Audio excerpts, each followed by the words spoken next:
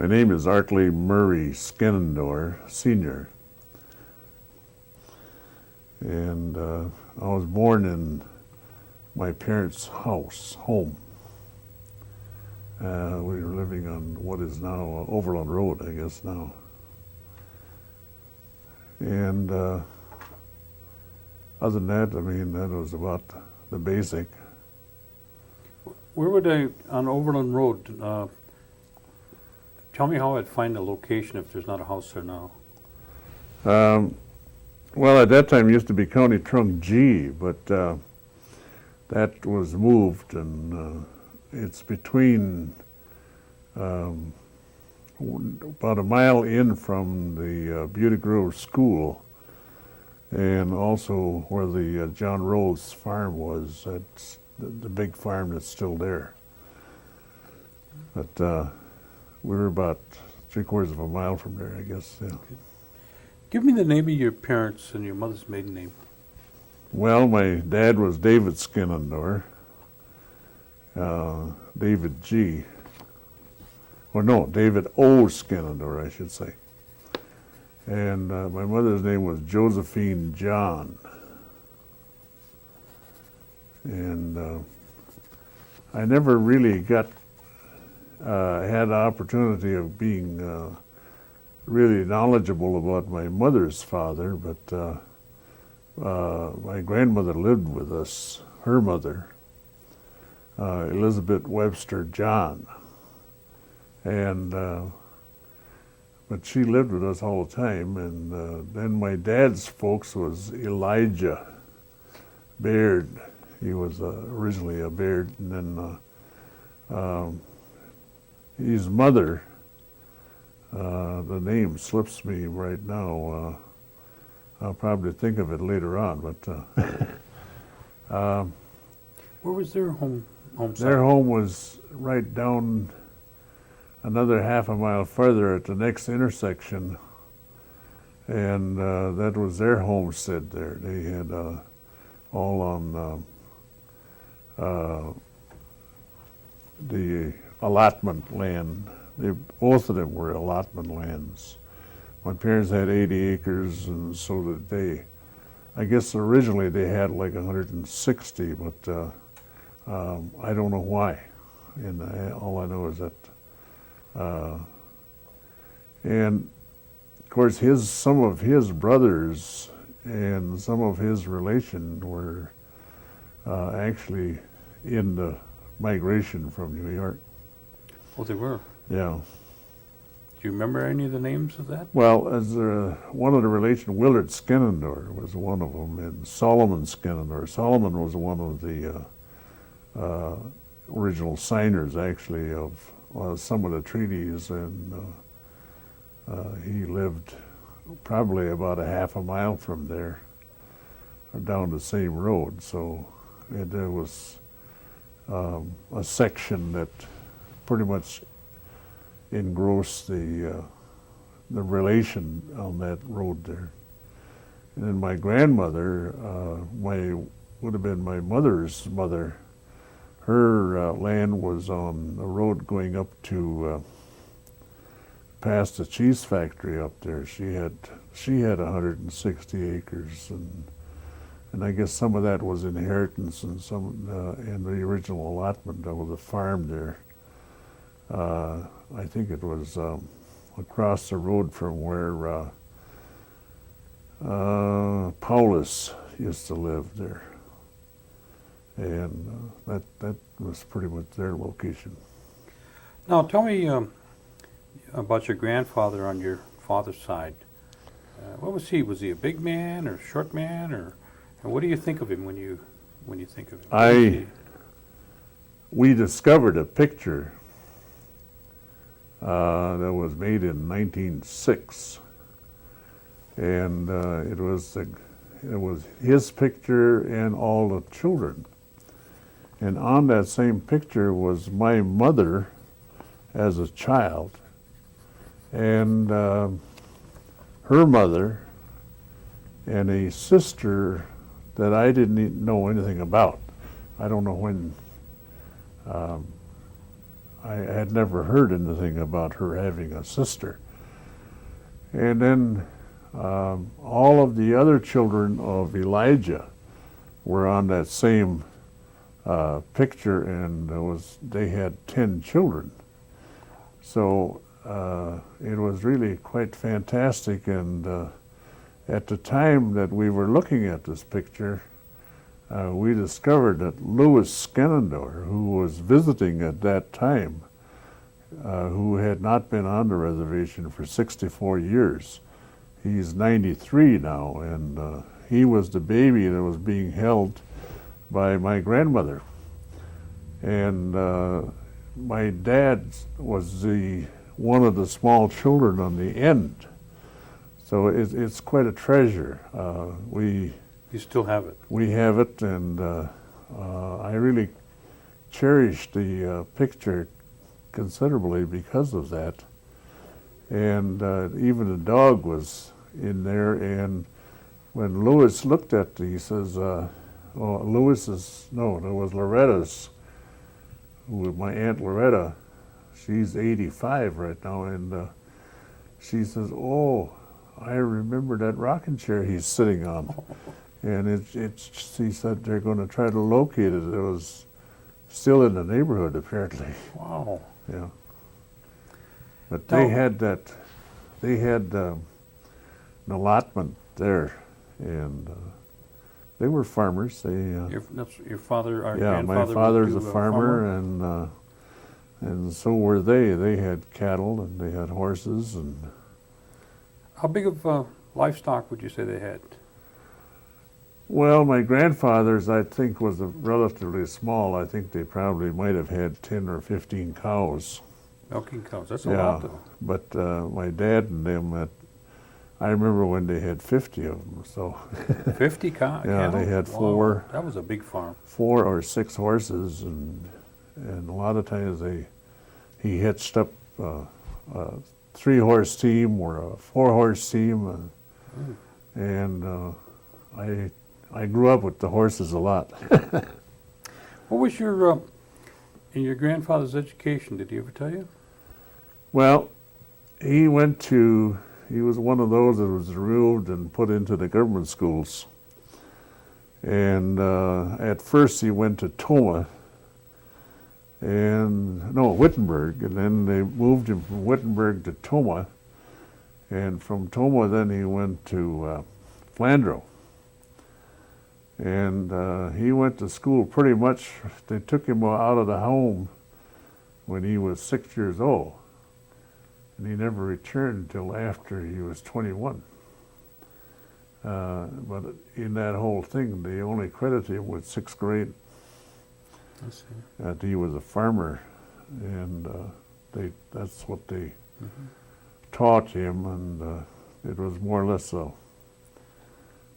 trying to run the Indian school on self-reliance with what the farm produced.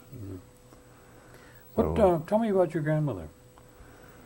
My grandmother was, on my mother's side, was very much of she was very traditional, and she also, she pretty much could do anything that you needed to do on the farm too. And they had cleared all of that land. It was, in fact, now that since the farming has stopped, the regrowth of trees covers it. You can't even tell if it was a farm anymore. But on my dad's side now, my grandmother never spoke English. And so we all wound up talking Indian with. And she was a very slender individual, and obviously with 10 kids, very busy. Now, I had asked you earlier if you had running water and electricity. Tell us about that. No, we didn't. In fact, we had a dug well right next to the house. And the dug well was, I don't know, about 25, 30 feet deep, I think.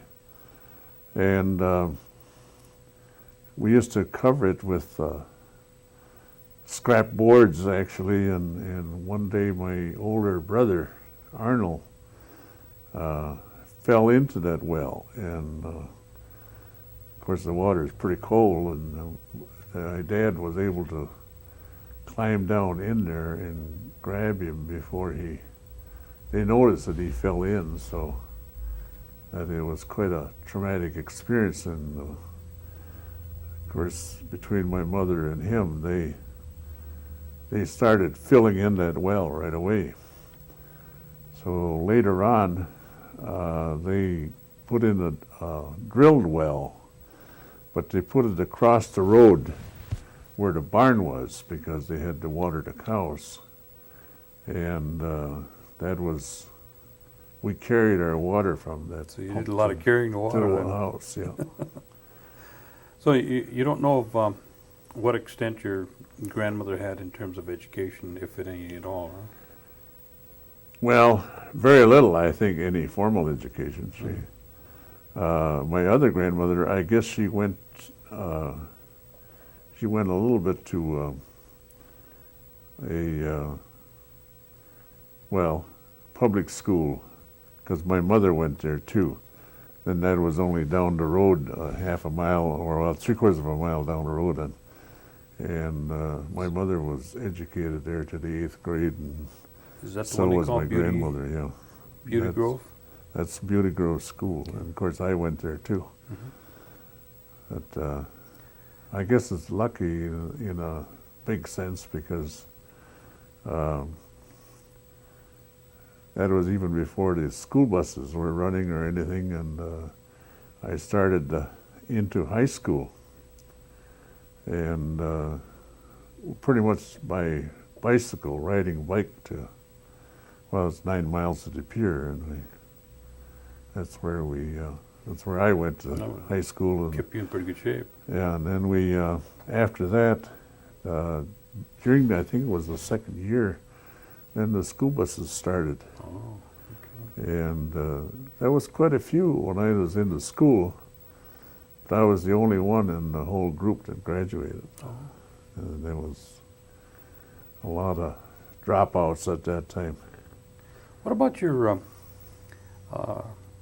mother and father now? Let's talk about your dad.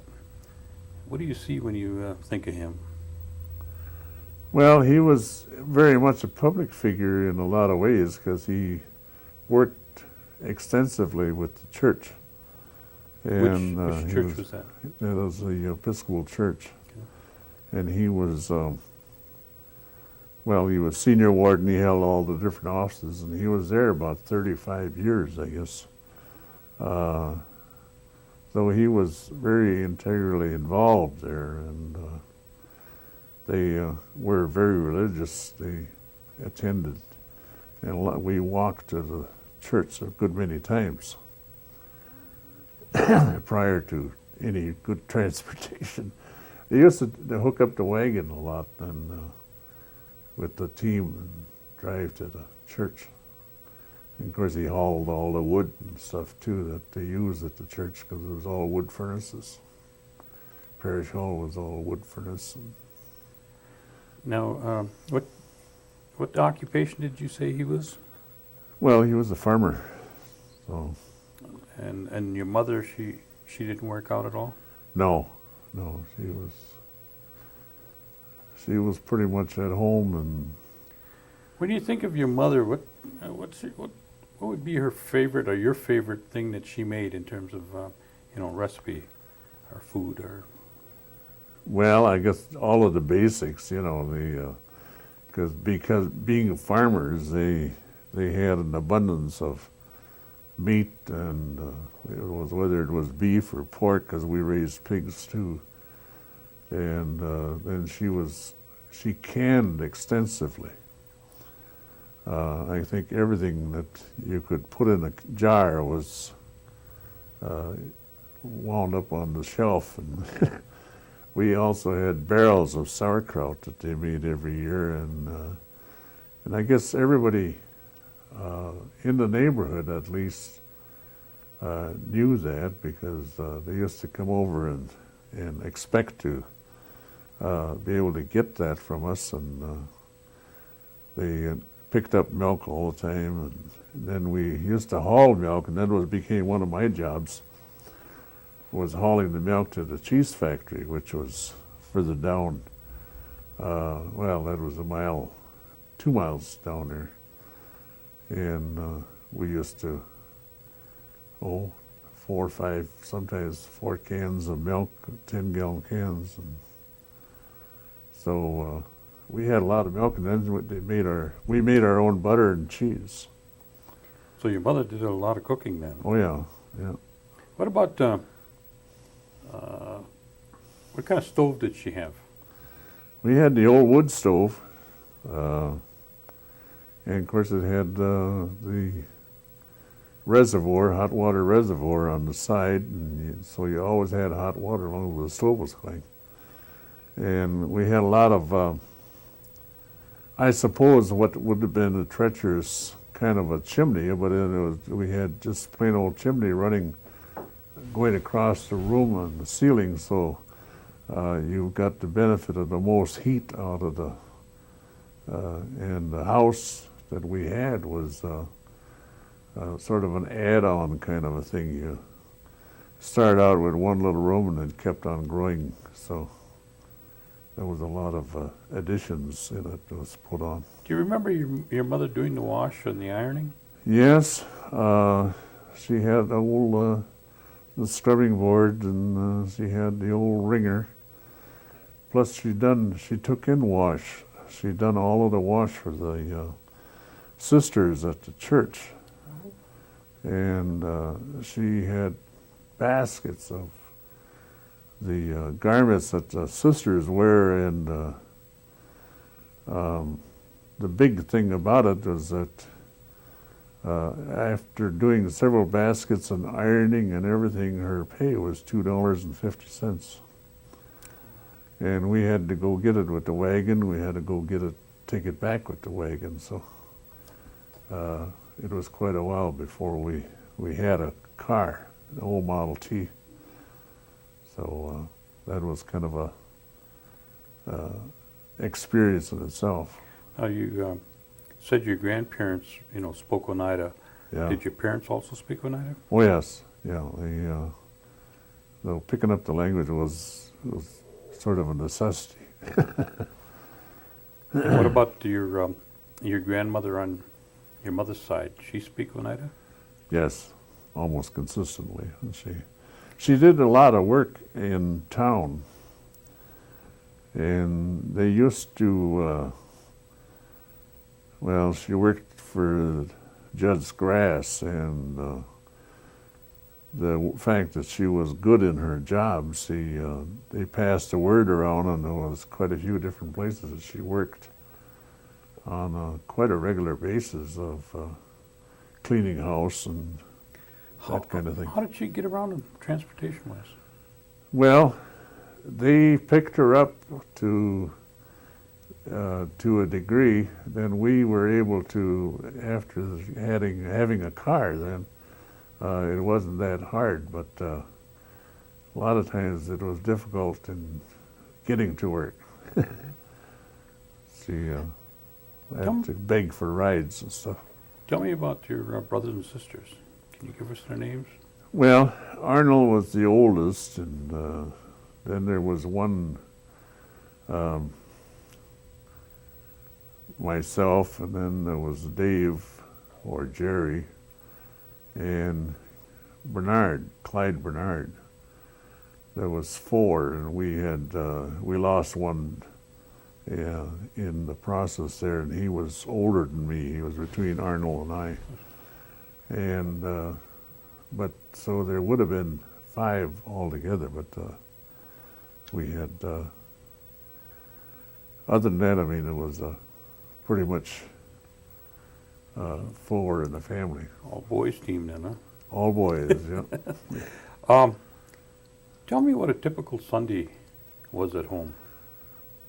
Well, my dad was quite a ball player, and in the summertime, he was always going to ball games. He belonged to different ball teams that Oneida had, and he was quite a good ball player, and he was a home run hitter as well. So one of the baseball diamonds that was up here right in the Oneida, across from the store there, across from Coonan's, he hit a home run that went through the window of Coonan's Tavern there. And that used to be, Nelson Metoxen used to own that. In fact, he was quite a basket maker, and he was really an industrious individual. He had gone to Carlisle, so he had had quite a bit of education. And he ran, at that time, a blacksmith shop, and was he put shoes on horses and stuff like that. He was very much involved in that, and he always he traveled all over. In fact, he would fill up his car with baskets and take it, and he would even wind up in Arizona, and he carried them all over, and of course he made a living with that. He was quite successful in that regard. But he always lived with us, and I really don't know why, or I never did think about what the arrangement was, but and he was a carpenter by trade. He was just a all-around handyman, and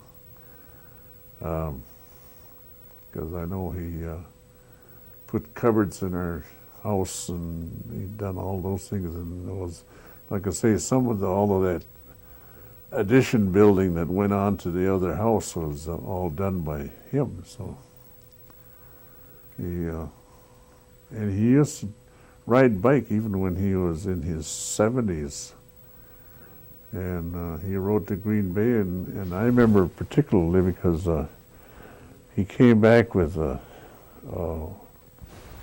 pike, fresh pike. He brought it home, and we cooked that up. But it was really surprising, because he had that kind of energy when he was even quite old. Now, you say your family belonged to the Episcopal Church. At what? Who do you remember being the priest at the time? Oh, there was a number of them. I guess there was Bishop Sturtevant for one, and then there was Father Grant, and oh God, I can't even remember their names now. That there was a whole series of different pastors there, and was your mother Father Christian? Yeah, Father Christian. Yeah. Was your mother or your grandmother involved with the church in respect of the lace making?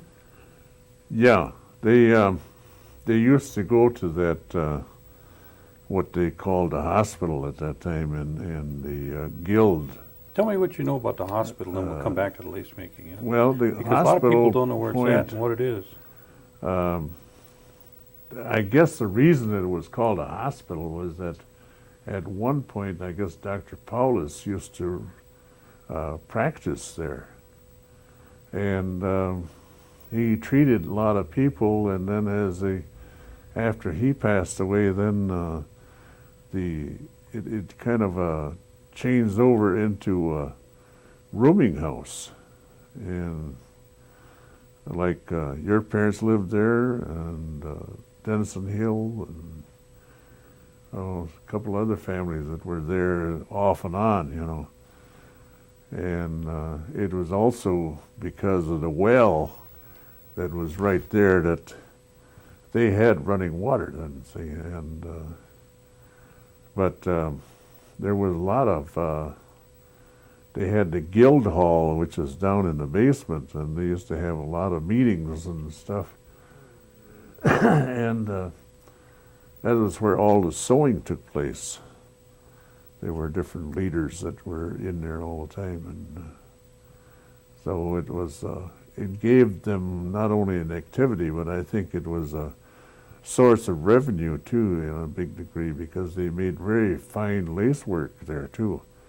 And they used to have quilting bees. They had a number of quilts that they made. And of course, we always knew, of course, they always had good lunches and everything, and everybody was there for that too. So it was quite an interesting development. It's right on the corner there, past the church where U turns there. And being up on top of the hill, it looked like a huge building, but I guess it was 3 stories, but the biggest part of it was in the basement area there. Okay. Tell me what Christmas, give me a Christmas that you can remember. Christmas was always, it started out with what they used to call bundles. And the church used to put these things together. It was different articles of clothing like underwear, towels, whatever. And then there was always some kind of number of families. They were made up per the size of the family, because you had a package that had a gift for each of the children.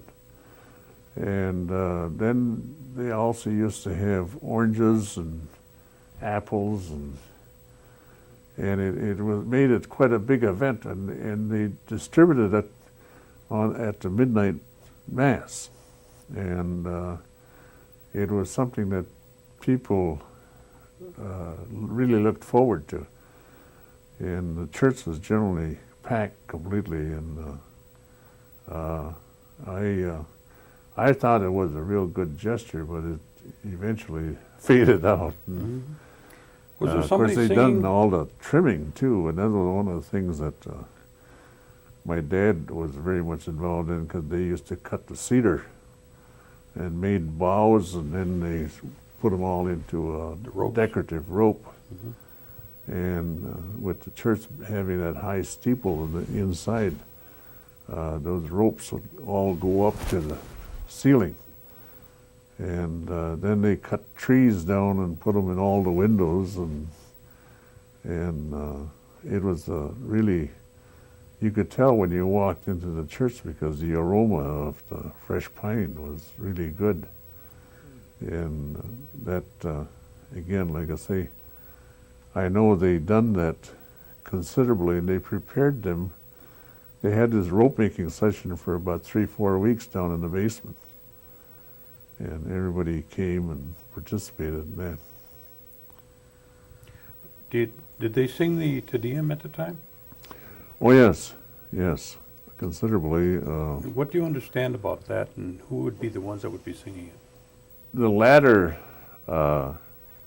individual, of course, was Oscar Archquit. He was one of them that sang the Te Deum quite extensively. And of course, the Te Deum is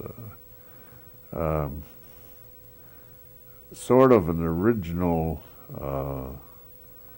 that the Oneidas had composed, and it had a lot to do with sort of the creation kind of a thing, a story. And they recognized the fact that that was one of the biggest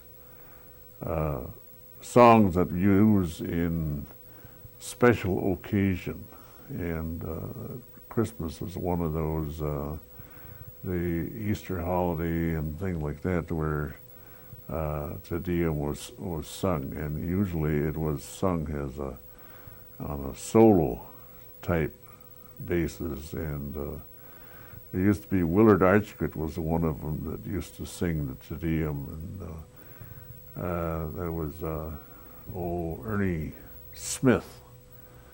He was one of them too. He was, and I can't remember exactly anymore who all was, who did the Te Deum, but it had a lot of, there was a lot of solemnness about because it was a prayer type song, and it was followed or preceded by a number of different other hymns too. But that was a very special occasion used on special holidays. Now, was there a lot of them that were singing at the time in like the church choir? Yes, in fact, there was choir benches on both sides of the towards the altar, and there was probably about 30 or 40 feet. Excuse me. I just want to. It's going to ring, and you might as well just leave it. Just leave it? Yeah, I think the fourth. It goes. I forgot to disconnect it.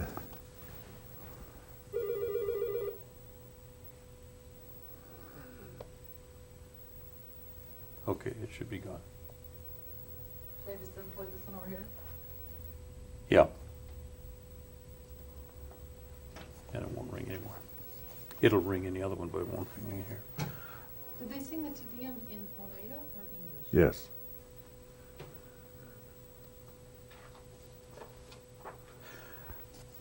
Now, I don't know if you mentioned it, but you said that your father was involved in the writing of the hymnal. Do you know anything about that? Well, before we go to that, I think we need to tell about the choir. Oh, okay. Okay. Because the benches there was 2 rows of benches on each side as you went up towards the altar, and that they probably were about 30 feet long on each side. So it could hold quite a number of people, and the choir was composed of whoever wanted to join, and they all wore the garments. They had a white sleeveless kind of a gown, and they also wore the long gown. So they were not only colorful and everything, but there were a lot of different people who were extremely good singers. They had a real good harmony, and I think a lot of that was learned in Carlisle, because harmony singing actually came from Carlisle. And sometimes, you wonder how different people learned to follow as if they could actually read music. But and again, of course, the organs, they used to have a pipe organ in the church then, and that went with the fire, and then after that they had a couple of mechanical organs that they put in. But the pipe organ was just fantastic. It never did match that. But there was a lot of, I'd say, quality singing that developed, and of course the Oneida hymns and all of that was put into the Oneida language, so that they picked that up and it's still alive today. So. Can we pause 1 second? Okay.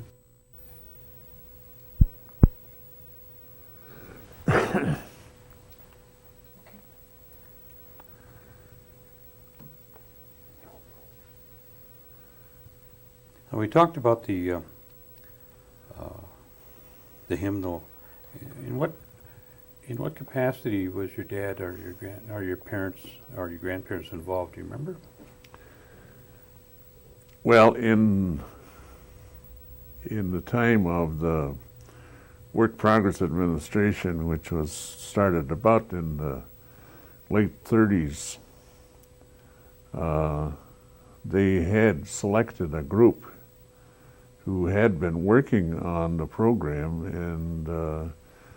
and they had a professor that came down from University of Wisconsin, I believe, and he was delving into writing the Oneida language. And he created an alphabet and started writing, and then there was about, I would assume there was about 10 of them altogether that translated and also told. They went around and solicited storytelling from different members of the community, and they copied it down, and after they learned that the language, because it wasn't a 26-digit alphabet. It was separate, and there was special markings and then so forth. But it turned out to be quite a successful development. And one of the things they'd done was put all the songs into the Oneida language. And they also done a lot of stories. And different ones. There was, I can't even remember all of them anymore, that used to, Andrew Beechery was the one, and that'd be just too hard for me to start naming people. Oscar Archgood was one of them, and my dad, and then there were several women. I think your mother was involved in that too. It would be my grandma. Yeah, your grandma, I mean, I Blanche. should say. Yeah, and she, That would be. there were different ones that were lead singers in there, and Ruth This is what Baird would was be a one of them. WPA Yeah. project, right? They all That's were what they make part of the reference WPA Okay. project, Mhm. which I think was probably one of the better federal programs that was ever implemented, because it not only provided them some earnings, that they had a residual product at least when they got through, and it's still here today. So Now, you mentioned after the fire there was things had changed. Did the fire happen in what, in about 1821? I mean 1921. 1921, yeah. And did your parents talk to you about that at all, or? Yes, well, like I say, my dad was already involved quite heavily with the church, and I guess they, after the fire, when they went and took a lot more stone out of the quarry and helped not only refurbishing it, and then they put new timbers and everything up, so it was, I don't know, I think it was a 2-year development just to get that thing going, and then that's when the parish hall was built after that. So it was a major accomplishment, I'd say. The size of the church actually didn't change too much, but there were a lot of additional. Additions. Now, again, going back to your grandparents or your parents, did they have any kind of special recipes or crafts or basket making or quilting that they did, or special stories that they'd share with you? Well, my dad had a talent because they raised a lot of white corn, and he would make rugs with the corn husk. And they are very durable. And of course they braided that rug, and it would be, some of them were quite large, and they usually had them on the floor before you go into the house where people could wipe their feet on them. And it's surprising the durability, because however they were put together, they threaded them all along, all the way through. Then as far as, I guess the other part of it would be that my grandmother now, I know that they were excellent cooks, and like I said, they had a lot of meat and stuff because they always butchered their own. And I know she would get up in the early morning and mix corn and cook it and grind it, and we'd have the ganastohol, or the ground corn bread, that for breakfast. For breakfast. And that was something that always amazed me, because she had to be at it for 4, 5, 6 hours before breakfast time. And but I guess that was the endurance that they had. And then, of course, they cleared the land. They dynamited all of the trees and got them down and pulled the stumps with the horses, and they'd have teams out there clearing the land. So that was one of the things I know that was, I guess I look at it in the sense that it had to be a real challenge to, when you got a full woods of timber, and you pull all the stumps until you can plant a field. So, and again, one of the things that I did, that I still preserve from that, is my dad had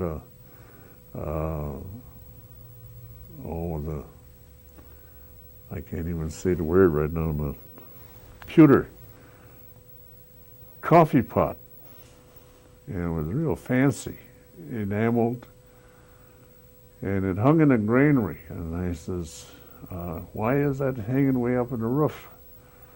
He says, because that's where they got all of their dynamite caps. And he never wanted any of us to ever try and touch it. So because the caps were very volatile. And but he used that. They'd done a lot of work with dynamite. They were quite expert at handling that. And again, he was probably one of the few that where they had a full 80 acres of farmland that they accomplished. Yeah. And we always had an orchard. We had apple trees. And there was a lot of that. Like I say, everything that went in a garden that they could plant in the garden was done, because that was a way of life for them. Now, we talked about Christmas Eve, midnight mass. Tell me about Hoyan, what it means, that you understand it, and what do you do on Hoyan? Well, it's a custom, in other words, of Hoyan is where you go from house to house like you would trick-or-treating, I suppose. And what they did was they had a rally of kids that came and would go door to door, and of course Hoyan is a greeting, and they went to the door and yelled as Hoyan, so that they were wishing them a Happy New Year.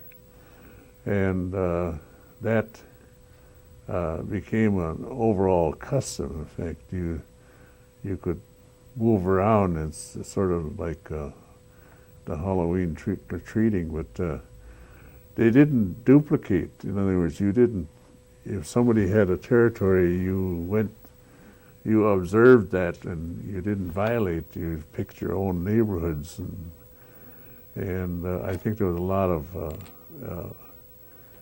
a better relationship kind of a thing, and people used to, of course, after they had then they passed out fresh donuts. And I still make donuts myself, I mean, for Hoyan. Mm-hmm. And I think that, again, now it's a custom. I think that's being revived. I see. Another holiday was Easter. Tell me about Easter, and what is your knowledge of the way they gather holy water?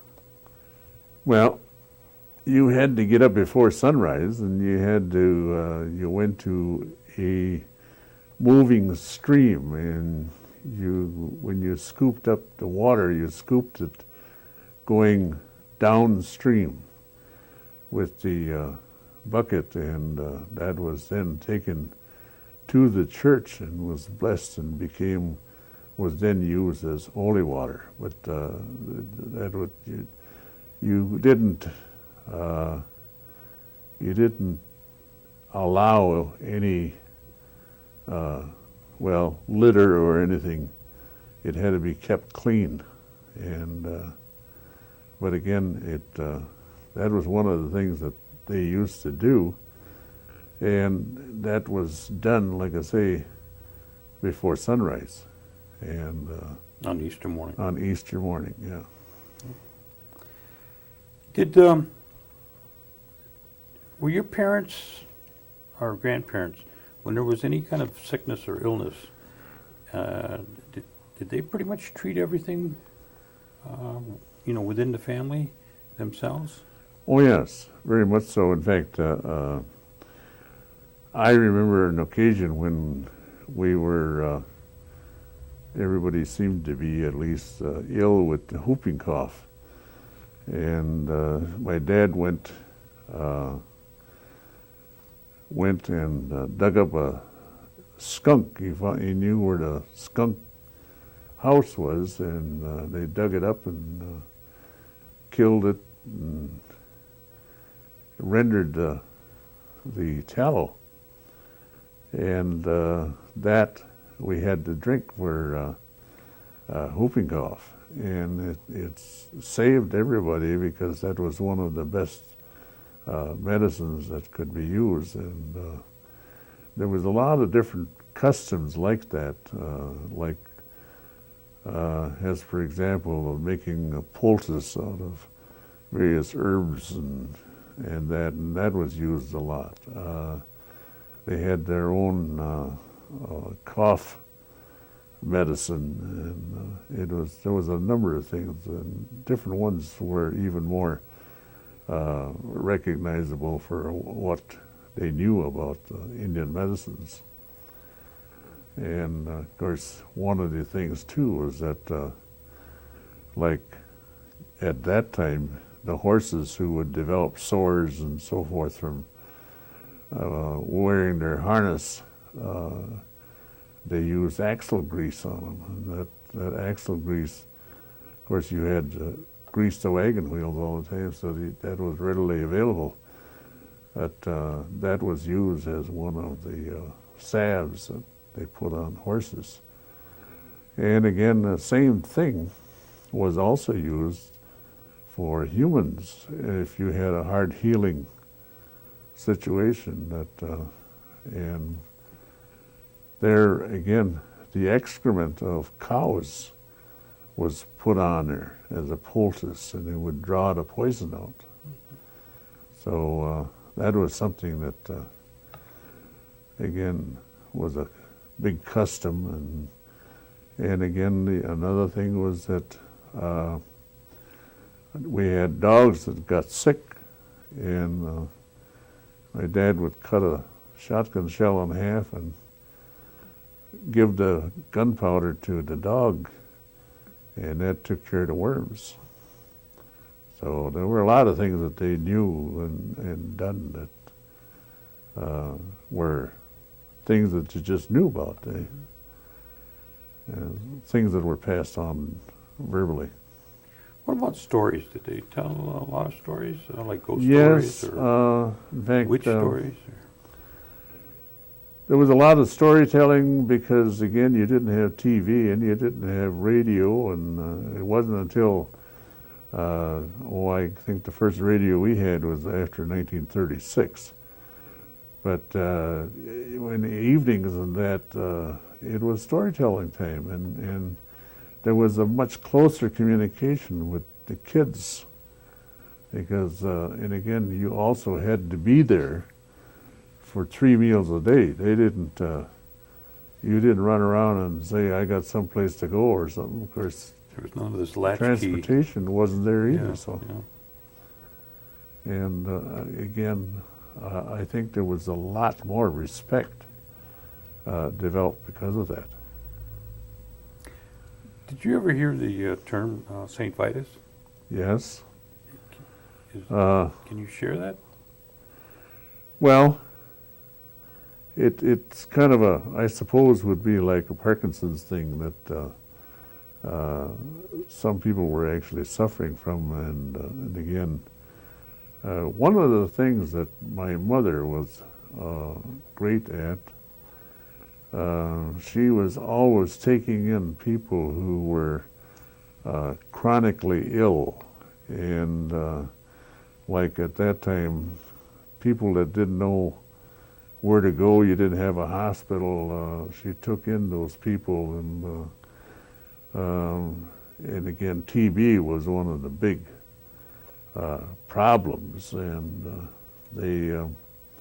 I know a number of people who passed away at our house, and they used the upstairs bedroom for where they would keep them, and one of the big things at that time was a terminology of dropsy, which was a water accumulation, and that was one of the illnesses that a lot of people died from, because now they use diuretics to get rid of water, and that's one of the things that I'm on right now. But at that time you didn't have it, so they used to fill up, their legs would swell up and that, and once it reached their heart, of course, they were gone. But I know of a number of people who she cared for, and of course one of the things that resulted from that, even though we never got TB, I always tested positive because I was exposed at home when I was a child. And when I went into the military, it came out, but didn't keep me out. You were still good enough. Yeah. Now, what about tribal politics? Did your parents or grandparents participate in it, or did you know of any about it? Yes, I know that my parents well, my dad particularly, because he was sort of he was a speaker, and he, like at different funerals and things like that, at homes and gatherings, and he was often called upon to do the speaking. So when there were tribal meetings, it was the same thing. He was very much involved, and of course he was considered, I guess at that time, even to be among the leadership, and a lot of people called upon him to present their story or whatever, and I think that was maybe where I learned a lot of it, because I've been involved in it ever since. Was there any kind of organized leadership, if you would call it that, or was it just somebody stepped forward in a given situation? Well, a lot of it was, but again, I think that, see, in 1936 was when they first had the first tribal chairman, and they had their first constitution and bylaws and so forth. But prior to that time, they were not maybe as formal. They would gather, and there would be these discussions, and there was consensus, and there was a development of, I guess in a sense, what you'd call recommendation, because again, it wasn't a hard fast. There was nobody that was keeping any records and that kind of thing. It moved into, dependent upon the times, because again, certain decisions that were made were just different than what you do in a Robert's Rules of Order or whatever, and it wasn't until after that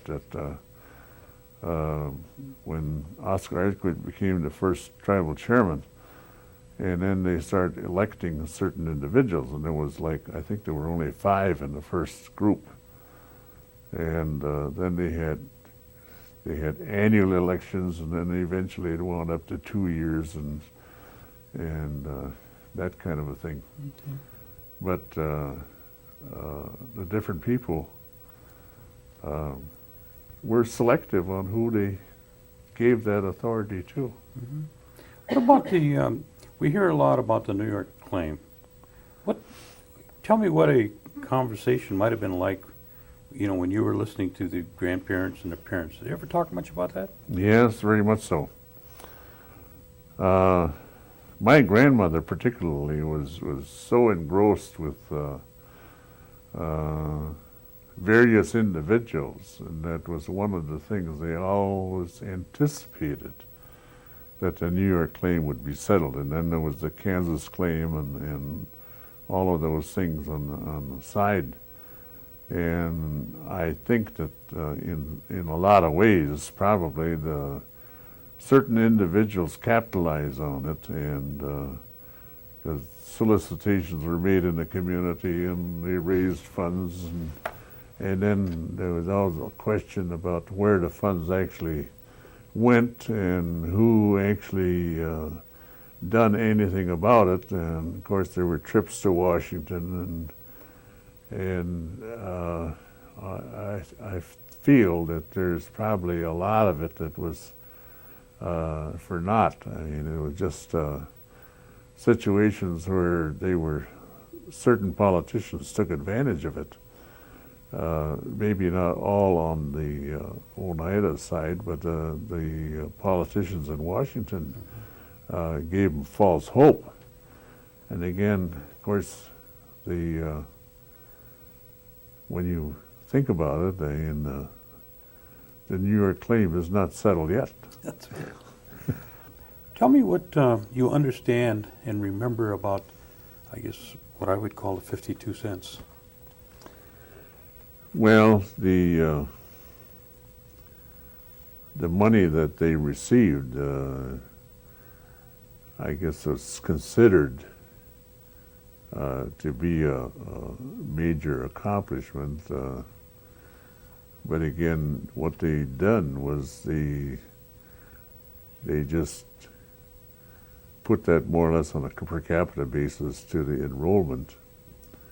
And that's what it figured out to. Actually, it was costing the government more to make the 52-cent checks as it took to do the whole program. And again, I also criticize that in the sense that there were so many set-asides that the government put on it that they paid themselves for first.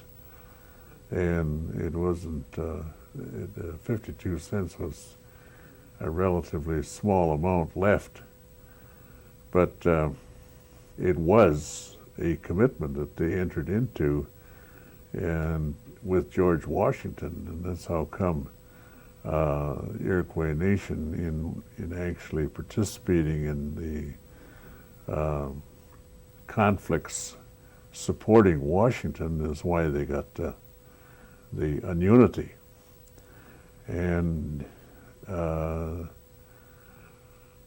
eventually, when the time came about, when different members of the tribal leadership took the government to task with the fact that they were losing more money than what they were actually receiving.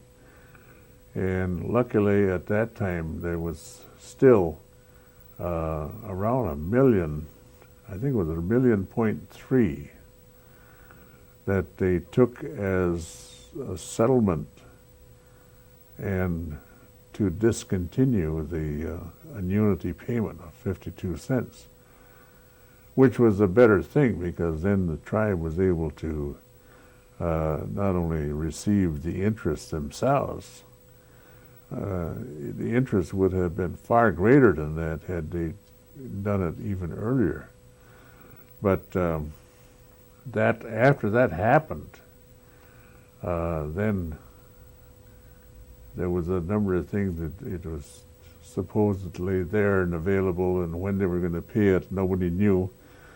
And when they finally got around to it, I think there was a decade of progress made before they even got to paying it. And then put a lot of different procedures on it to be able to, before the tribes could apply for it and actually get it. So all told, it was like probably over 100 and some years that they dragged their feet on it before anything really happened. But at least at that point, and that money was used for various portions of the tribal development. Okay. And of course, the number of people were, the enrollment wasn't as large as it is today. Let's go back a little bit again to from when you were growing up until you started school. Where did you start school at? Well, I went to the Beauty Grove School, which was in our neighborhood, and that was purely an elementary school. And then, Tell me, what was it? The public school, it just One room? one room school with All 8 grades? one teacher, and What was the teacher's name? I couldn't even tell you right now. Stren was one of them that we had, Okay. and after graduated, they had you had to go to they had a graduation ceremony for all of the one-room elementary schools in Green Bay and one of the theaters, and it was really quite a occasion. Actually, it filled up with kids from all over the place, and we had to go up and get our diplomas there. And of course, then I went on to high school. And What was the percentage of Indian versus non-Indian going to school at the time, would you guess? Oh, I would gather that there was probably about 50% of the school was Indian. And Did you have any communication with any of the other schools in terms of, like maybe football game or basketball or baseball or hockey? Or no, they didn't have anything Nothing, at all in any of the sports or other activities. It was Okay. strictly book learning and maybe not too much of that even. Okay, we finished Beauty Grove, and then where do we go then? Well, then we went to the West Superior, what's now the West Superior High School, but it was Nicolay High School at that time. It was right on the riverbank by the bridge in De Pere. And I went there, like I say, riding bicycle for, I would say, probably the first full year. And then they started putting in a bus system. In fact, Lamer's bus out of Seymour was one of the first ones that came around, and we used to meet. We had to walk to the corner to be able to get on the bus, which was real good. One of the things that I remember particularly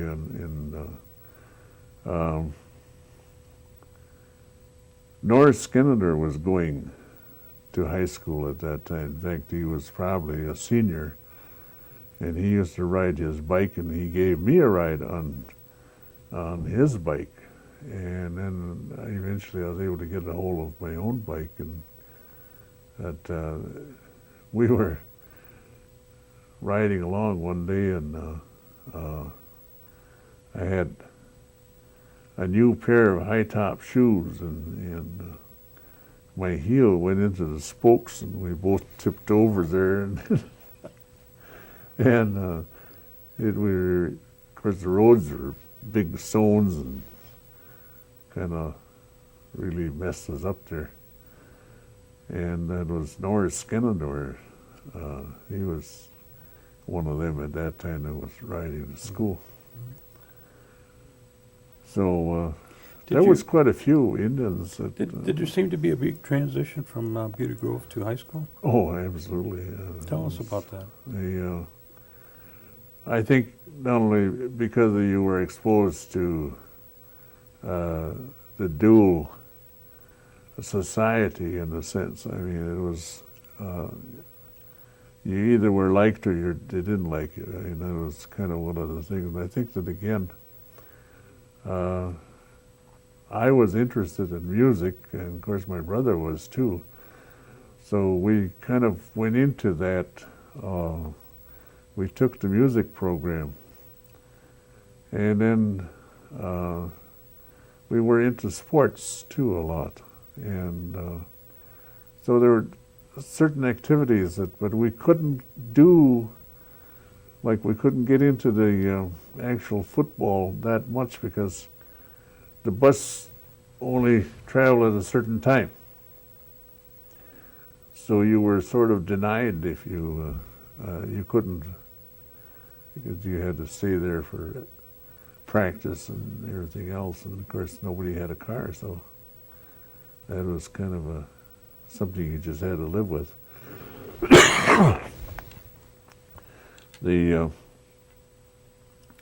All in all, though, like I say, the high school part of it, I don't recall exactly, but there were, I would say, probably close to 40 different Indian kids in the high school on various grades and so forth. But in the group that I was in, my grade level, when I graduated, I was the only one that graduated. And What year was that? 1944. But because I went into the military right after that. Okay, well, let's go into that. You left, Nicolay it was called, right? Mm-hmm. And then what happened? Well, the war had started, and of course that was kind of a traumatic development too. And everybody was going into the service, and so I wanted to go too. And at that time, I graduated when I was 16. So as soon as I turned 17 in January, I went into the service. I volunteered and joined the Navy, and all told, I spent 7 years, 10 months, and 22 days in the military.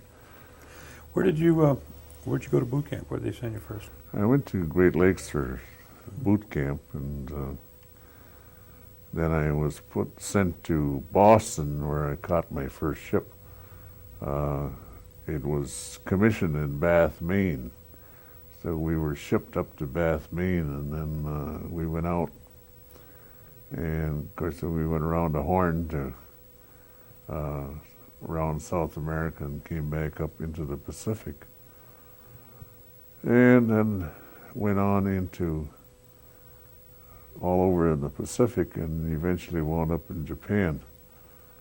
I spent 14 months in Japan and 14 months in China, and then returned. What was your duty? What was your job aboard the ship? I was a machinist mate. I worked as a machinist because I had experience as when I was still in high school. I was going and working in the Broadway garage, and again, while I was doing menial labor, more or less cleaning cars and that kind of thing, I was around the mechanical development, and I started to pick that up. And I'd done quite a bit of mechanical work as I continued to work. And of course, at the time, I was working for $2 a day, and when I got to $5 a day, I thought I was really making big money.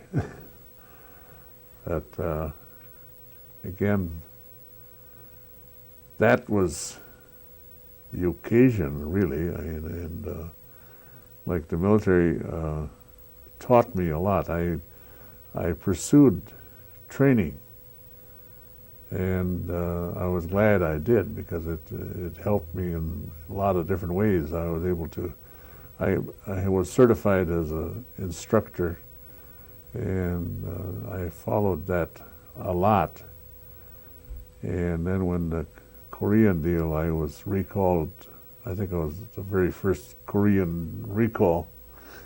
I had just bought a house, and I had 10 days to close my affairs, and Report for so duty. I lost a big down payment on the house, and people never gave me back my money. So I've heard stories that when in the Navy, when you go across the equator, they have some sort of initiation. Let's Is there change anything the to battery that? here, Gordon, when you- Hmm? We're gonna change a battery real quick. Well, he's in the Navy now.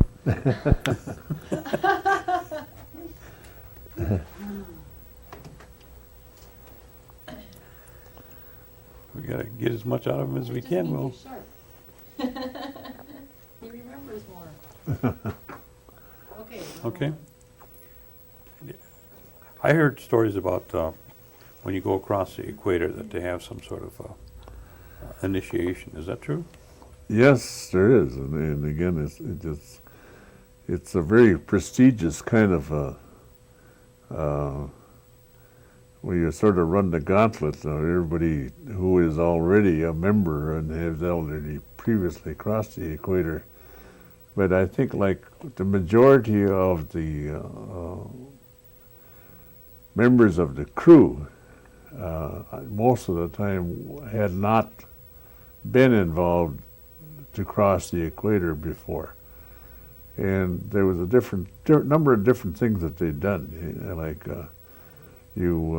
they had a fire hose, and sometimes they wash you down with that, and then they made you crawl, and it was kind of a fun thing in a lot of ways, but that was just one of the things. And then they always kind of they, in a sense, I guess you might say, they struck you and that kind of thing, but nothing that really, not a really horrendous kind of initiation, but it was something that was done. What did they call you before you went across, and what did they call you after? You remember? I can't even remember Something right like a now. polywog and a- yeah, you were a polywog before, and then then when you went- you became a, Shellback or something? Yeah. I can't and remember. that was one of the things that we'd done. Okay. And then from And- there, you went to Japan.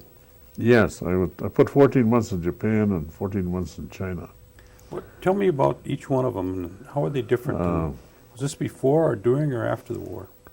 I mean, This was during or immediately after the war. In fact, we were in a disarmament procedure. We were stripping armament from all of the different ships that we encountered, and we'd pull them over. Some of them were very cooperative, some of them were resentful, and but again, it was kind of touch and go as to what really was going to happen. And I was on one of the some of the boarding parties all the time because, of course, as a machinist mate, I had to run the boat to get over there to the other ship, and everybody carried guns and rifles, and we always had a entourage of guards and so forth, and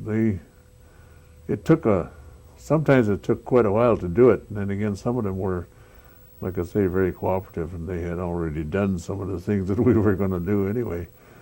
And then of course we cruised. I think I was in every port there is in Japan. Was the aftermath of the atomic bombs? Yeah, Still- I went into the actual areas where the atomic bomb had hit. Mhm. And even at that time, it was still very active, and we were cautioned about going in there because of the radiation. And again, I'm sure that some suffered from radiation contact because the ground was actually hot in places. So, and again, such a total devastation it was unbelievable. And of course, we met and seen a lot of the people who had suffered injuries, and it was, and again, I think too, when we were being one of the first that landed on the mainland there, there was a lot of resentment in even crew members, because I remember very vividly when we went ashore the first time, and we had an old boatswain's mate, and he went and he just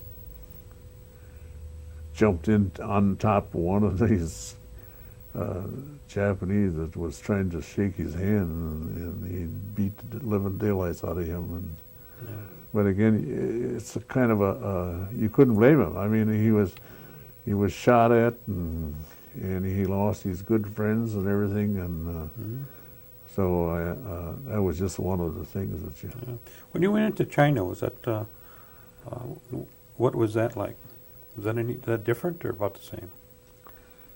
Well, it was different. As a different, what would you say, class of people, for one. And of course, when we tied up, the revolution, the communist revolution was really going full swing, and that's one of the reasons we were sent there. And we tied up to this dock, and they were unloading a sailing ship that was full of bodies. They had come down the Yangtze River and brought these bodies in, and they were dumping them on pickup trucks. Not pickup trucks, dump trucks. And they were taking them inland and putting them in a common grave. There was no attempt to identify or anything like that. It was, the whole of the ship was just full of nothing but bodies, and of course that was from the communist revolution that was going on.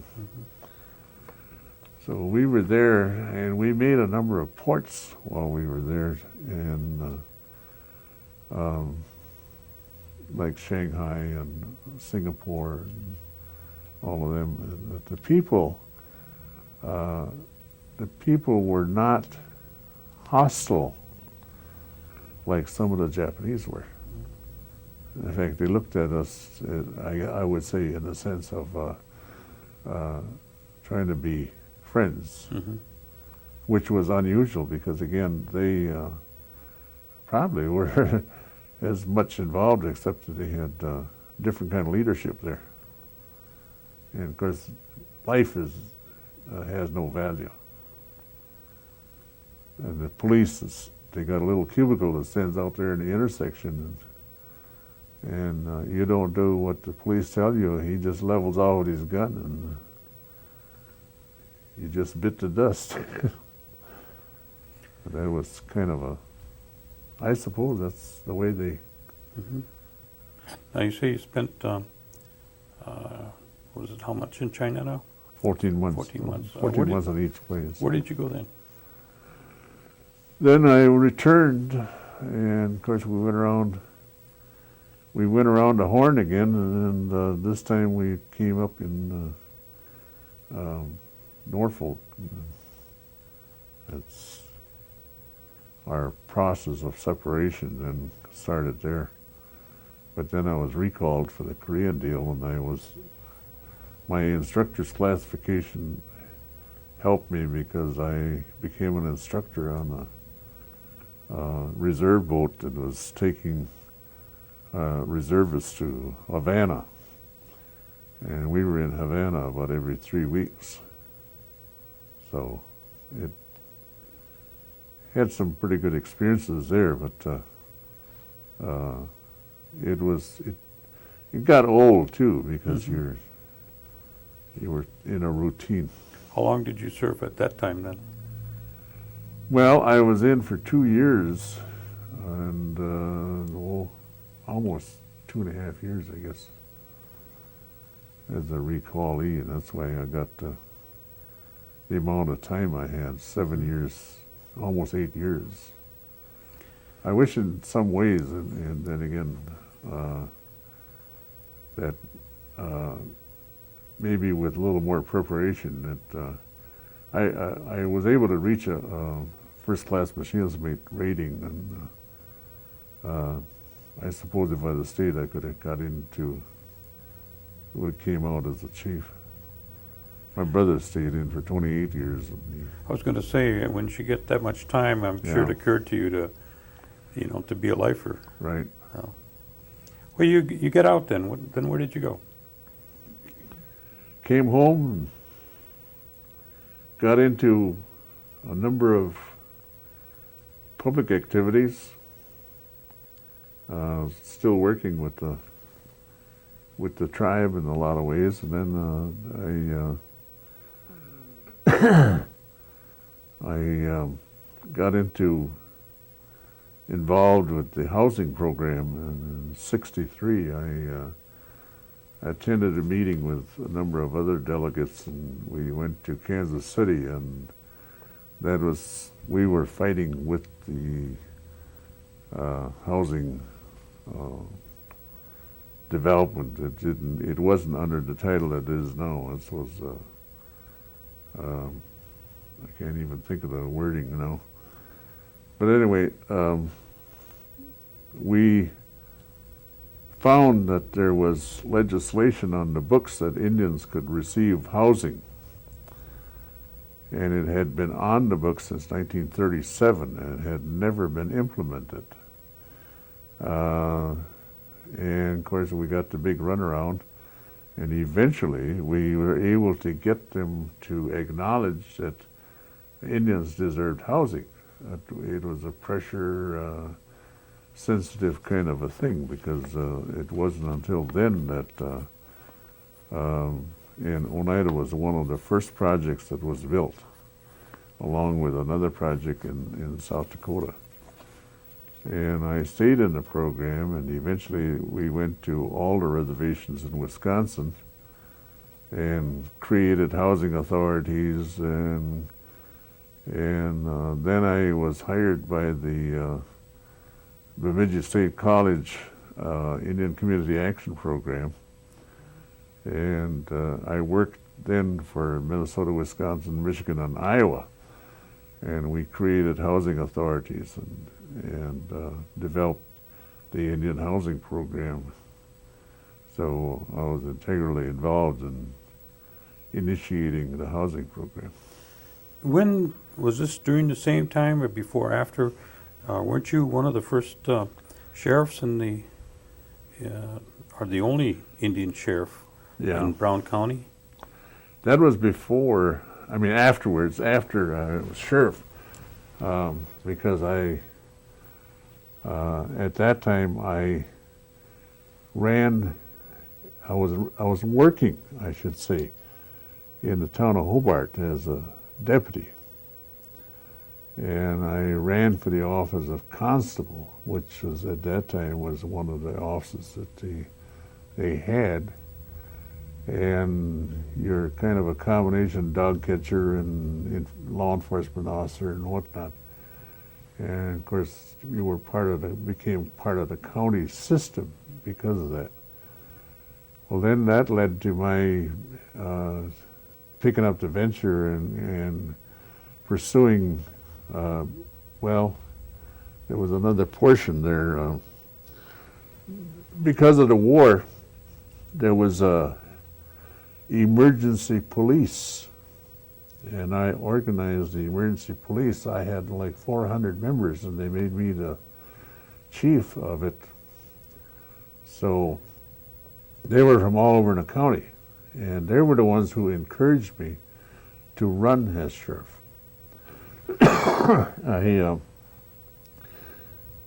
At that time I was 26 years old, and I ran for sheriff and more or less went in on a landslide. I carried 48,000 votes of a potential 65,000. So and I know of one township way downtown of Morrison that where I drew everybody except one, and everybody was looking for the guy that didn't vote for me.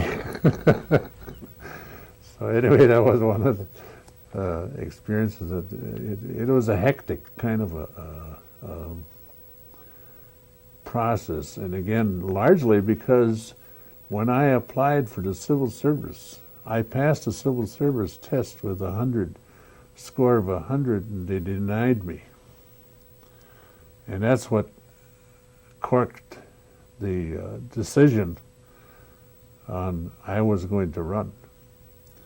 And of course, like I say, I had this emergency police system, and they all encouraged me because they wanted me in there. And like I say, they all worked for me, and that was how it started. After I became sheriff, of course, I was the youngest sheriff and the only Indian sheriff that ever was elected in the United States, because Life magazine done a feature on me that time. So, And what year was that? would have been in 1956. 1956. Gordon, I think we have to change dates again. Artley, you told us about the experience you had as the first sheriff, and from there you went on into the to work in the housing area. Yeah, that was one of the biggest things I guess I picked up on. And How big was the housing operation when it started here? well, initially, I think it was 14 units or 16 units that we built. And of course, we had to establish a street system, and we had to establish water and sewer, and again, we had to qualify a site. At that time, I questioned the church about the fact, because I was also a senior warden at the church, because they had large holdings of land. And these were areas that were not being used as such. In other words, even though they were church lands, they weren't integral to the operation of the church. And it led to a lot of argument. I was persistent and was insisting that, again, Indian lands were allocated to the churches, and they all had what you would call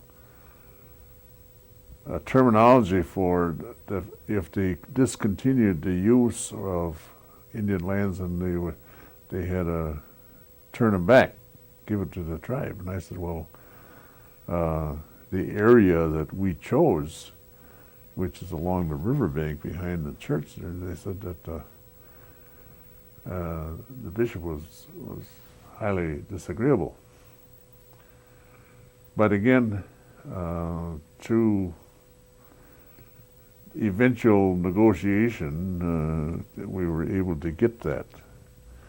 Not that the tribe didn't have any money, but we wanted to put it in an area that was accessible to the community, without locating it in the backwoods area, even though we did put another area right into near Chicago Corners there.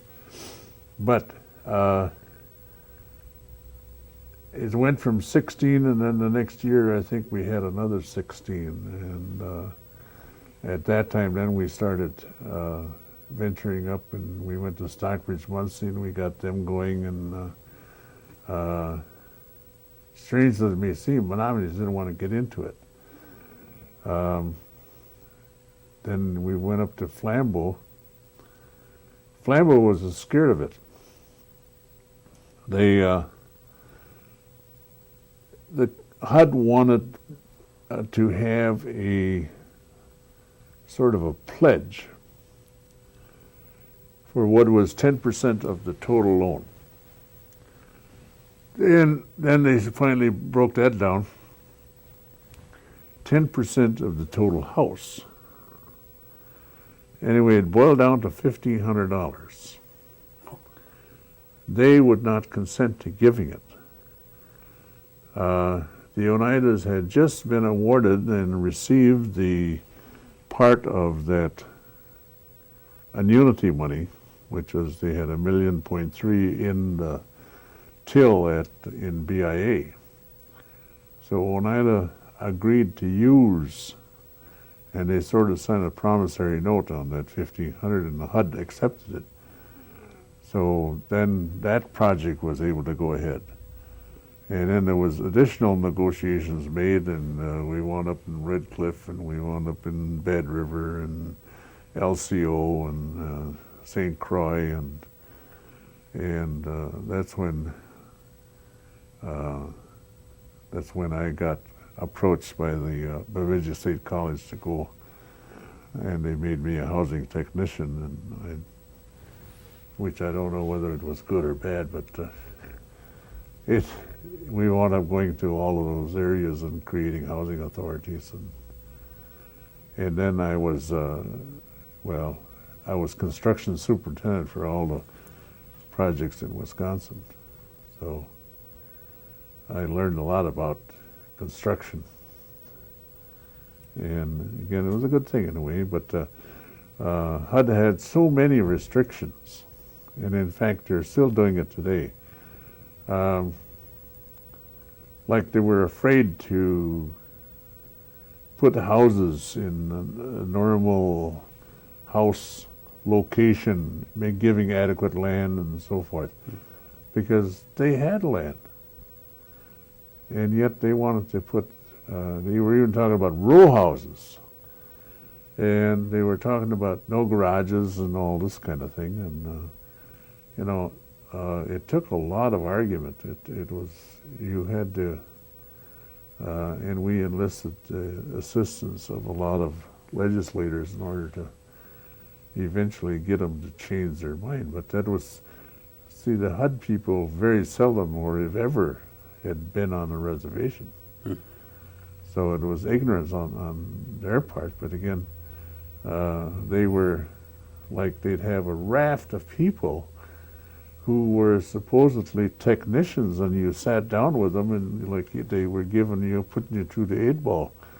And but then again, you had to be persistent in order to get even moderate amendments to get them to do that. And again, you also had to train people, because people who went into houses, some of the new houses had never had running water, they had never had a thermostat, they never had any of those things. So if you never had it, you had to learn how to live with it. And we had people that drew water out of the faucet and put them in a pail and put their dipper in there yet, because that's the way they were accustomed. And again, people who never knew how to set a thermostat were freezing in the house, and they didn't know that if you turned the thermostat, you got heat. Yeah. But those were things that happened. All you know. They did you retire at this? No. This juncture? I then, after doing that, I developed a 210 unit housing project in the city of Minneapolis. And that was a major undertaking because first of all, there was no Indian land. Secondly was that there was a resistance in, well, accepting Indian tenants for one, I guess you might say.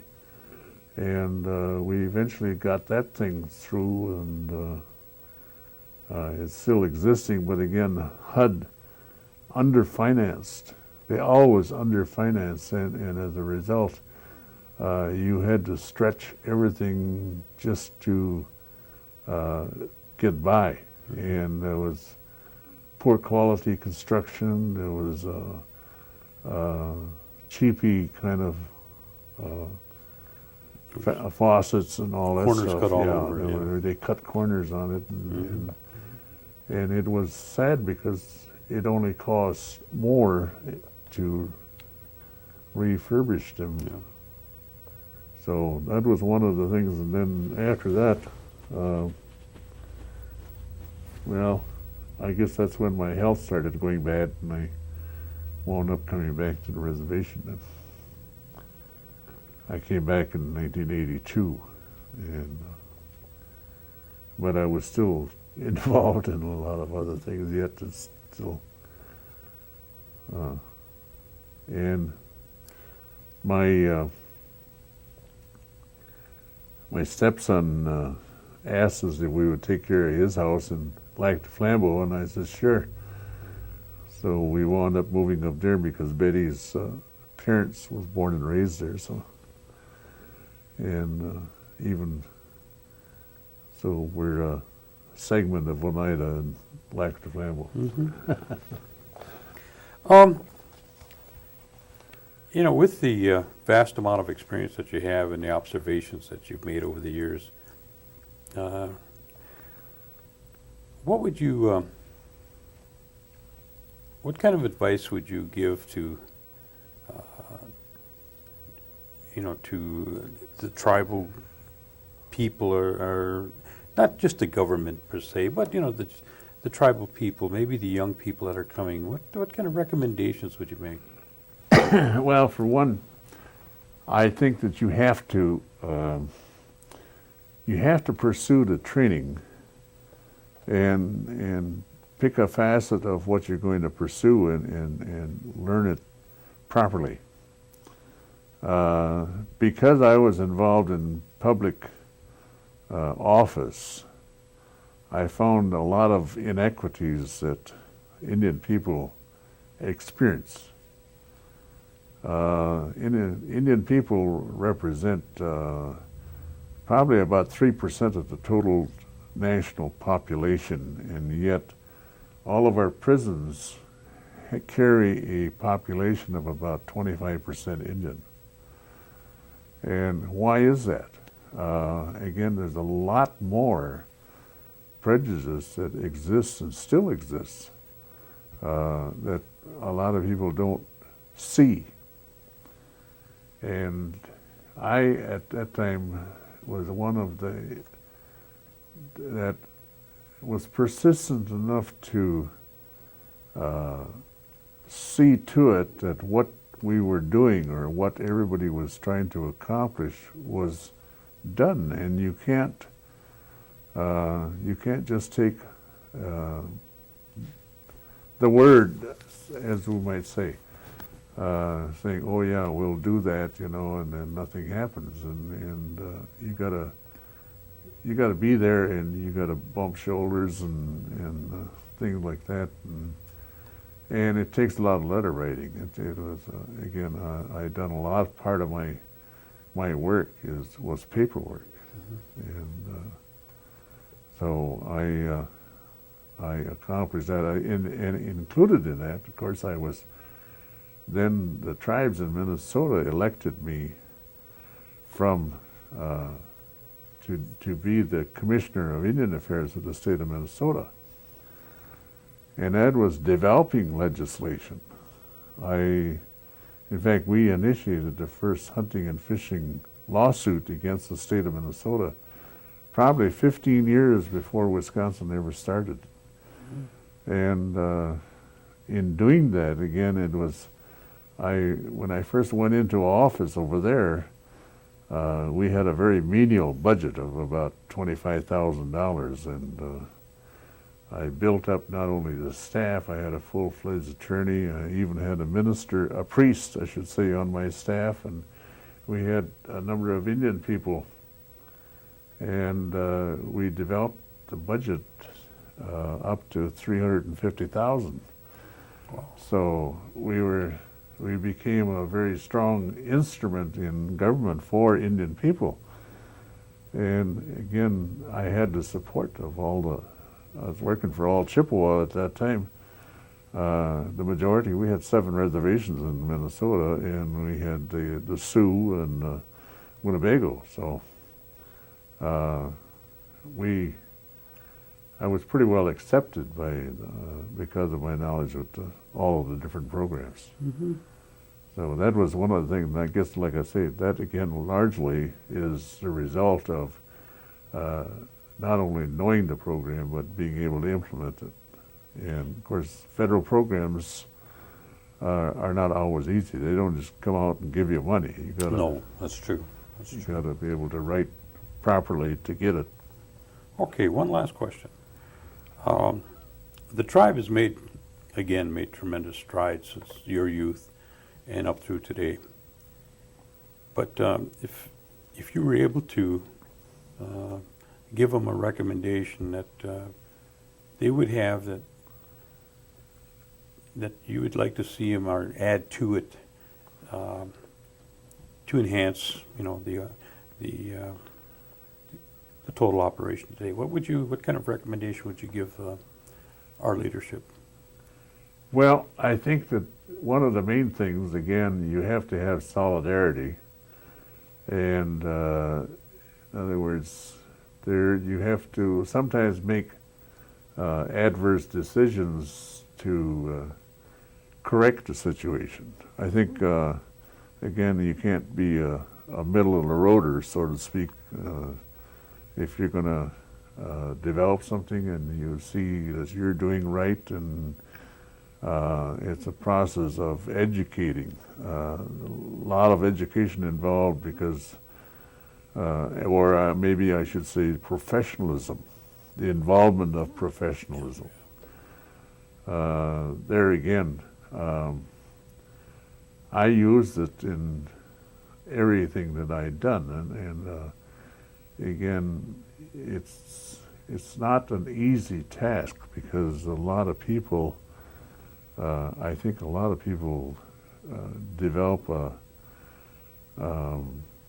jealousy, I guess you might say, jealousy sentiment because everybody wants to question. And again, instead of looking into what is really necessary to make this thing go, looking at all the facets and then trying to work jointly and putting it together.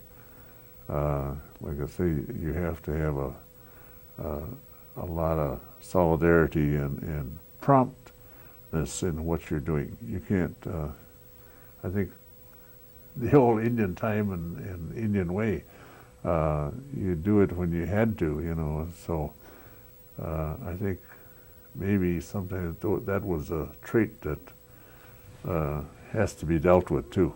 Mm-hmm. Okay, good. Is there any area or anything that I forgot that you want to share with us? I know we covered a few areas here, but I might have forgot something that you were thinking about. Well, I think probably maybe the one thing that I probably touched upon to a certain degree, but again, when we were like building the project, and obviously some people thought the very first project was really great, but I said no. I said they have satisfied less than 10% of the need. They've opened the door, however, and we got our foot in there. Now we got to keep punching at it and taking care of the total population. Those are some of the things I think that I felt that we always tried to do. And again, we do have and did have very good accountability, very good records. Those are so essential in when you're dealing with any of these agencies. Oh, yeah. Yeah. Okay. Well, I appreciate you coming, and again, what we'll do is we'll make a copy for you to have,